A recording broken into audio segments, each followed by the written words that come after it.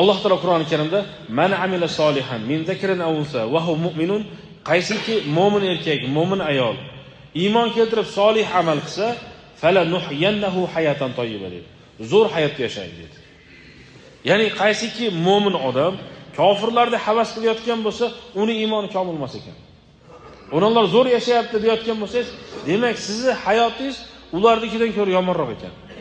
Demak sizni hayotingiz iymoniy hayot emas ekan.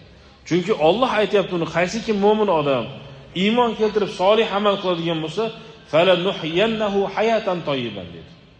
Zo'r hayotda yashaydi deyapti. Yo'q, qiyinchilik yegani mana qilmay, mana qilmay, to'xtang deyapti shariat. Eng baxtli inson kim?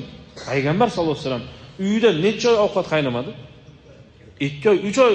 Kim baxtliroq ekan? Ovqat yo'q bo'lsa odam baxtsiz bo'ladi. Yegani narsamiz yo'q deb noliydiganlarga.